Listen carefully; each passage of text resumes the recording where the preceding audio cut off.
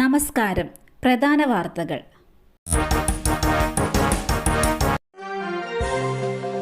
കേരളത്തിൽ ഒറ്റപ്പെട്ട ഇടങ്ങളിൽ ശക്തമായ മഴ. 3 ജില്ലകളിൽ യെല്ലോ അലർട്ട്. കേരളത്തിൽ ഒറ്റപ്പെട്ട ഇടങ്ങളിൽ ജനുവരി 16 വരെ ഇടിമിന്നലോട് കൂടിയ മഴയ്ക്ക് സാധ്യതയുണ്ടെന്ന് കേന്ദ്ര കാലാവസ്ഥാ വകുപ്പ്. ജനുവരി 15-ന് 3 ജില്ലകളിൽ ശക്തമായ മഴയ്ക്ക് സാധ്യതയുണ്ട്. തിരുവനന്തപുരം, കൊല്ലം, പത്തനംതിട്ട എന്നീ ജില്ലകളിലാണ് കേന്ദ്ര കാലാവസ്ഥാ വകുപ്പ് ബുധനാഴ്ച മഞ്ഞ അലർട്ട് നൽകിയത്. ഒറ്റപ്പെട്ട ശക്തമായ മഴയ്ക്കുള്ള സാധ്യതയാണ് 3 ജില്ലകളിൽ പ്രവചിക്കപ്പെട്ടിരിക്കുന്നത്. 24 മണിക്കൂറിൽ 64.5 മില്ലിമീറ്റർ മുതൽ 115.5 മില്ലിമീറ്റർ വരെ മഴ ലഭിക്കാനിടയുണ്ട്. അതിനിടെ ഇന്നുച്ചയ്ക്ക് 1 മണി മുതൽ അടുത്ത 3 മണിക്കൂറിൽ പത്തനംതിട്ട ജില്ലയിൽ ഒറ്റപ്പെട്ട ഇടങ്ങളിൽ നേരിയ മഴയ്ക്ക് സാധ്യതയുണ്ടെന്നും അറിയിപ്പുണ്ട്. പീച്ചി ഡാം റിസർവോയർ അപകടത്തിൽ മരണം 2ആയി.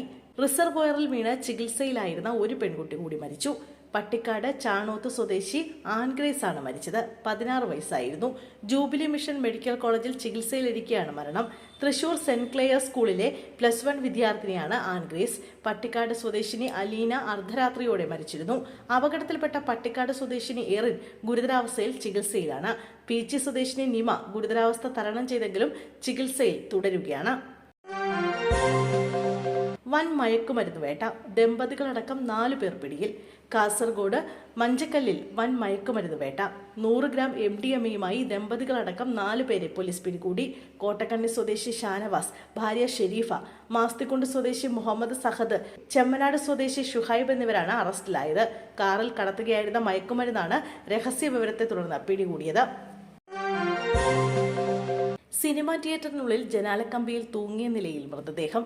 ചിതറയിൽ സിനിമാ തിയേറ്ററിനുള്ളിൽ ജീവനക്കാരനെ തൂങ്ങി മരിച്ച നിലയിൽ കണ്ടെത്തി. കുരിയാട് സ്വദേശി 22-കാരൻ അൻസറാണ് മരിച്ചത്. കാഞ്ഞിരത്തിനുമൂട് ശ്രീധന്യ സിനിമാക്സിലെ ജീവനക്കാരനാണ് അൻസർ. ജനാലക്കമ്പിയിൽ തൂങ്ങിയ നിലയിലായിരുന്നു മൃതദേഹം. രാവിലെ തിയേറ്ററിലെത്തിയ മറ്റൊരു തൊഴിലാളിയാണ് മൃതദേഹം കണ്ടത്. ചിതറ പോലീസ് എത്തി ഇൻക്വസ്റ്റ് നടപടി പൂർത്തിയാക്കി മൃതദേഹം പോസ്റ്റ്മോർട്ടത്തിനായി പാരിപ്പള്ളി മെഡിക്കൽ കോളേജിലേക്ക് മാറ്റി. ഗോപൻ സ്വാമി സമാധി കേസ്. കല്ലറ ഉടൻ പൊളിക്കില്ല. വിവാദമായ നെയ്യാറ്റിൻകര സമാധി കേസിൽ ഗോപനെ അടക്കിയ കല്ലറ ഉടൻ പൊളിക്കേണ്ടെന്ന് തീരുമാനം. കല്ലറ പൊളിക്കാനുള്ള ഉത്തരവിന് പിന്നാലെ അതിനുള്ള നീക്കങ്ങൾ നടക്കവേ കുടുംബ പ്രതിഷേധവുമായി രംഗത്തെത്തിയിരുന്നു. ഇതോടെ സ്ഥലത്ത് പ്രതിഷേധം ഉയർന്നിരുന്നു.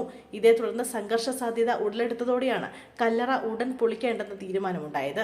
വിഷയത്തിൽ അന്തിമ തീരുമാനം വരുന്നതുവരെ നടപടിക്രമങ്ങൾ നിർത്തിവെക്കാൻ ജില്ലാ കളക്ടർ നിർദ്ദേശം നൽകുകയായിരുന്നു. ഇതോടെ സബ് കളക്ടറും സംഘവും പ്രദേശത്ത് നിന്നും മടങ്ങി. കല്ലറ പൊളിക്കാൻ തീരുമാനമായതോടെ നാട്ടുകാരും ഹൈന്ദവ സംഘടനാ പ്രവർത്തകരും തമ്മിൽ തർക്കം ഉടലെടുത്തിരുന്നു. ഇരുവിഭാഗത്തെയും പോലീസ് സ്ഥലത്ത് നിന്ന് മാറ്റാൻ ശ്രമിച്ചിരുന്നു. എന്നാൽ ഇരുവിഭാഗങ്ങളും തമ്മിൽ വീണ്ടും സംഘർഷം ഉണ്ടാവുകയായിരുന്നു.